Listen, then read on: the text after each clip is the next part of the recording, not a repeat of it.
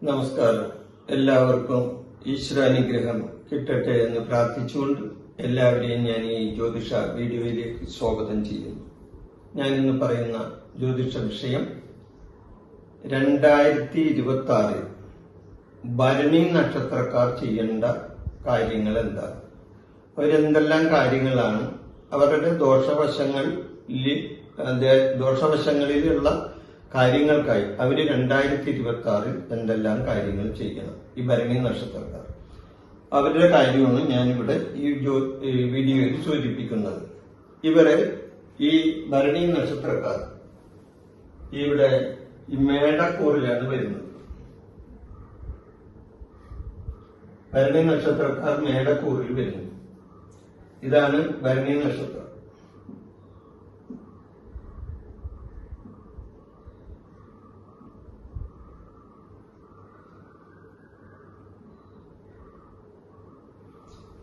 ഭരണി നക്ഷത്രം മേടക്കൂറിലാണ് വരുന്നത്. അപ്പൊ ഇവരുടെ 3 വേളം വരുന്ന വേളം, 12 ശനി, രാഹു 11, കേതു 5. ഇതാണ് ഈ വർഷം ഇവരുടെ ഈ ഭരണി നക്ഷത്രക്കാരുടെ ഗ്രഹനില. ഏത് ഗോചരപരമായിട്ടുള്ള ഗ്രഹനില. ഇവർക്ക് ഈ ഭരണി നക്ഷത്രക്കാർ മേടക്കൂറിൽ ആയതിന്റെ പേരിൽ അവരുടെ 12ലാണ് ശനി നിൽക്കുന്നത്. 12 എന്ന് പറഞ്ഞു കഴിഞ്ഞാൽ പാപസ്ഥാനം കൂടിയാണ് 12. അപ്പൊ 12 ശനി നിൽക്കുന്നത് ഇവർക്ക് 7.5 ശനിയാണ്. ഇവർക്ക് 7.5 ശനി തുടങ്ങിയിട്ട് ഒന്നിച്ചില്ലാൻ കൊല്ലും ഈ ഭരണി നക്ഷത്രക്കാർക്ക്. അപ്പൊ ഇവര് ഈ 7.5 ശനിയിൽ കുറച്ച് ബുദ്ധിമുട്ടുകളും പ്രയാസങ്ങളും ഇവർക്ക് അനുഭവത്തിൽ വരാവുന്നതാണ്. അപ്പൊ അതിനുള്ള കാര്യങ്ങൾ എന്താണെന്ന് ഇവർ ചെയ്യണം. അതോടൊപ്പം 7.5 ശനിയിൽ എന്തെല്ലാം കാര്യങ്ങളാണ് ഇവർക്ക് വന്ന് സംഭവിക്കാവുന്നത് അതും കൂടി നോക്കണം. അപ്പൊ ഇവർക്ക് ശനി 12 പാപസ്ഥാനത്ത്, വേഴം 3 സഹോദര സ്ഥാനത്ത്, അത് ഗുണമാണ്, കുഴപ്പമില്ല. രാഹു 11 11 കുഴപ്പമില്ല. 3, 6, 11 നിൽക്കുന്ന പാപഗ്രഹങ്ങൾ ഗുണം ചെയ്യും, അത് കുഴപ്പമില്ല. എന്നാൽ കേതു 5 നിൽക്കുന്നു. 5 നിൽക്കുന്ന കേതു സന്താന ദോഷങ്ങൾ ഉണ്ടാക്കും.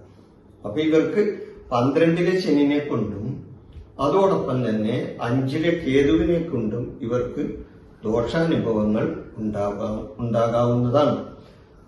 എന്നാൽ ഞാൻ ഈ പറയുന്ന കാര്യങ്ങൾ ഇവർക്ക് ശനിയും രാഹു ഒക്കെ ഇവരുടെ ശനിയും അതേപോലെ തന്നെ കേതുവും ഇവരുടെ ഗ്രഹനിലയിൽ ജാതകത്തിൽ നല്ല സ്ഥാനത്താണ് നിൽക്കുകയാണെങ്കിൽ ഇവർക്ക് അധികം ദോഷാനുഭവങ്ങളൊന്നും ഉണ്ടാവില്ല. എന്നാൽ മറിച്ചാണെങ്കിൽ ദോഷസ്ഥാനത്താണ് ശനിയും കേതുവും നിൽക്കണമെങ്കിൽ തീർച്ചയായിട്ടും ഇവർക്ക് ഇങ്ങനെയുള്ള ബുദ്ധിമുട്ടുകളൊക്കെ, ഈ 7.5 ശനിയുടെ ബുദ്ധിമുട്ടുകളും 5 കേതുവിനെ കൊണ്ടുള്ള ബുദ്ധിമുട്ടുകളൊക്കെ ഇവർക്ക് ഉണ്ടാകാവുന്നതാണ്. അപ്പൊ ഇവർക്ക് ഈ 7.5 ശനിയിൽ എന്തൊക്കെയാണ് വരാവുന്നത്? ഇവർക്ക് ദേഷ്യം കൂടും, അത് മെയിനായിട്ടുള്ളതാണ്. 7.5 ശനിയിൽ ദേഷ്യം കൂടും, മന്ദത, അലസത, മടി, ഇതെല്ലാം വരും. എന്തെങ്കിലും തട്ടല്, മുട്ടല്, വാഹന അപകടങ്ങൾ, ഇതെല്ലാം ഞാൻ നിങ്ങളെ പേടിപ്പിക്കാൻ വേണ്ടി പറയുന്നില്ല. ഇതെല്ലാം വരാൻ സാധ്യത കൂടുതലാണ് ഈ 7.5 ശനിയിൽ. 7.5 ശനി എന്ന് പറഞ്ഞാൽ 7.5 കൊല്ലമാണ്. നിങ്ങളെ സംബന്ധിച്ച് 1.5 കൊല്ലം, ഒന്നിച്ചില്ലാൻ കൊല്ലം ആയിട്ടുള്ളൂ ഇപ്പൊ ഈ 7.5 ശനി തുടങ്ങിയിട്ട്. അപ്പൊ നിങ്ങൾ കുറച്ച് കാര്യങ്ങൾ ശ്രദ്ധിച്ച് കൈകാര്യം ചെയ്താൽ ഇതിന്റെ ദോഷാനുഭവത്തിൽ നിന്ന് നിങ്ങൾക്ക് മുക്തി നേടാൻ സാധിക്കും. അതേപോലെയുള്ള പരിഹാര ക്രിയകളും ചെയ്താൽ, പരിഹാരം എന്ന് പറഞ്ഞാൽ വലിയ ഹോമവും പൂജയും നടത്തണമെന്നല്ല ഞാൻ പറയുന്നത്. ചെറിയ ചെറിയ ക്ഷേത്രങ്ങളിൽ ചെറിയ വഴിപാട് നടത്തിയാൽ നിങ്ങൾക്ക് ഇതിൽ നിന്ന് മുക്തി നേടാൻ സാധിക്കും. ഇവിടെ ഈ 7.5 ശനി നിങ്ങൾക്ക് ധനനഷ്ടങ്ങൾ ഉണ്ടാകാം. അതുകൂടാതെ ജോലിയിൽ തടസ്സം ഉണ്ടാകാം, ജോലിയിൽ തർക്കങ്ങൾ ഉണ്ടാകാം, സ്വന്തക്കാരുടെ വേർപാടുണ്ടാകാം. അതേപോലെ തന്നെ സ്വന്തമെന്ന് കരുതിയിരുന്ന പലരും ഇവരെ തള്ളിപ്പറഞ്ഞു പോകുന്ന ഒരു സമയം കൂടിയാണ്. അത് പിന്നെ ദുഷിച്ച കൂട്ടുകെട്ടുകളിലൊക്കെ ഇവര് ചെന്ന് ചാടാനൊക്കെയുള്ള സമയമാണ് ഈ സമയം. താമസിക്കുന്ന സ്ഥലത്ത് നിന്ന് മാറി താമസിക്കാനൊക്കെ അവസരങ്ങൾ വരുന്ന സമയമാണ്. ഇതെല്ലാം ഈ 7.5 ശനിയിൽ വരാവുന്നതാണ്. അപ്പോ ആ 7.5 ശനിയുടെ ദേവനായ ശനീശ്വരനെ നമ്മൾ പ്രീതിപ്പെടുത്തി മുന്നോട്ട് പോയാൽ തീർച്ചയായിട്ടും ആ ശനിദോഷത്തിൽ നിന്ന് നമുക്ക് മുക്തി കിട്ടും. പിന്നെ കേതു അഞ്ചിലെ കേതു സന്താന ദോഷങ്ങളാണ് ഉണ്ടാക്കുന്നത്. അപ്പൊ അതിനും പരിഹാരങ്ങൾ ചെയ്യാം. ചെറിയ ചെറിയ പരിഹാരങ്ങൾ ചെയ്താൽ തീർച്ചയായിട്ടും നിങ്ങൾക്കതിൽ നിന്ന് മുക്തി നേടാൻ സാധിക്കും. അപ്പൊ പരിഹാരമായിട്ട് ശനീശ്വരനെ എന്താ ചെയ്യുന്നത്? ശനിയാഴ്ച ദിവസങ്ങളിൽ ഈ ശനീശ്വരൻ എന്ന് പറഞ്ഞാൽ അയ്യപ്പൻ ശാസ്താവ് ശനീശ്വരനാണ്. അപ്പോൾ ശനീശ്വരനെ എള്ളുതിരി കത്തിച്ച് പ്രാർത്ഥിക്കുന്നത് നല്ലതാണ്. അതോടൊപ്പം തന്നെ നീരാഞ്ജനം, അതുകൂടാതെ പക്കപ്പിറന്നാളിൽ ഓരോരുത്തരുടെയും ജനിച്ച ആ മാസത്തിലെ ജനിച്ച ആ പക്കപ്പിറന്നാളുണ്ടല്ലോ, ഓരോ മാസത്തിലും വരുന്ന ഈ ഭരണി നക്ഷത്രം, ആ ഭരണി നക്ഷത്രത്തിന്റെ അന്ന് നിങ്ങൾ ശനീശ്വര പൂജ നടത്തുന്നത് നല്ലതാണ്. നവഗ്രഹ പൂജ നടത്തുന്നത് നല്ലതാണ്. ഇതിനൊക്കെ അധികം കാശൊന്നും വരില്ല. സാധാരണ ചെറിയ 100 200 ഒക്കെ കൊടുത്തു കഴിഞ്ഞാൽ ഒരു ക്ഷേത്രങ്ങളിൽ നവഗ്രഹ പൂജയൊക്കെ ചെയ്യാവുന്നതാണ്. ശനീശ്വര പൂജക്ക് 100 രൂപ വരാറുണ്ട്.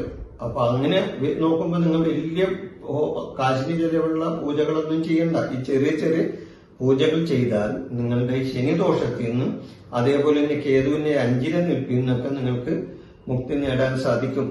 പിന്നെ ഏറ്റവും കൂടുതൽ ശനിക്ക് ദാനധർമ്മങ്ങളാണ് കൂടുതൽ.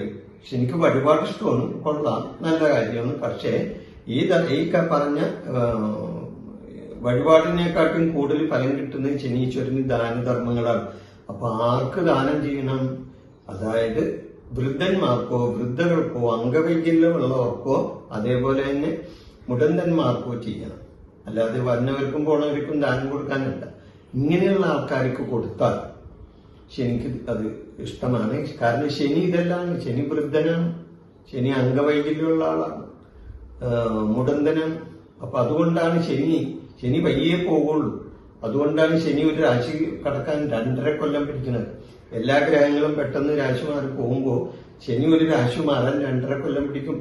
ആ ശനി തിരിച്ച് ആ രാശിയിൽ വരാൻ 30 കൊല്ലം പിടിക്കും. മനസ്സിലായി? അപ്പൊ അതുകൊണ്ട് ശനി മന്നിച്ചാ പോവുള്ളൂ. വയസ്സന്മാരല്ലേ, ഇങ്ങനെ പയ്യെ പോവുള്ളൂ. അതുകൊണ്ടാണ് ശനിനെ ജ്യോതിഷത്തിൽ മന്ദൻ എന്ന് വിളിക്കുന്നത്. അപ്പൊ ഈ ശനീശ്വരന് വഴിപാടുകൾ കൃത്യമായിട്ട് ചെയ്യുക. അതായത് എല്ലാ ശനിയാഴ്ചകളിലും പോയി ശാസ്താവിനും അയ്യപ്പനെ എള്ളുതിരി കത്തിച്ച് പ്രാർത്ഥിക്കുന്നത്.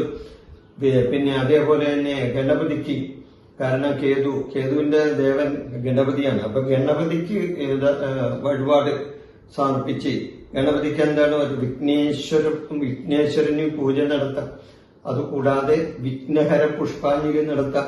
നാളികേരം, ദോഷങ്ങൾ മാറാനുള്ള നാളികേരം അടിച്ച് പ്രാർത്ഥിക്കാം.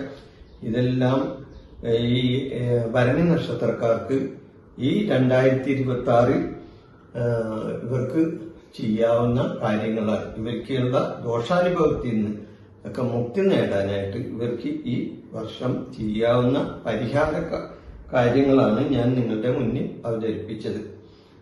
നിങ്ങൾക്കെല്ലാവർക്കും ഈശ്വരാനുഗ്രഹം കിട്ടട്ടെ എന്ന് പ്രാർത്ഥിച്ചുകൊണ്ട് ഞാൻ ഈ വീഡിയോ ഇവിടെ അവസാനിപ്പിക്കുന്നു. നന്ദി, നമസ്കാരം. എൻ്റെ ഈ ജ്യോതിഷ പ്രോഗ്രാം നിങ്ങൾക്ക് ഇഷ്ടപ്പെട്ടാൽ ഇത് സബ്സ്ക്രൈബ് ചെയ്യാനും ലൈക്ക് ചെയ്യാനും ബെൽ ബട്ടൺ അമർത്താനും മറക്കരുത്.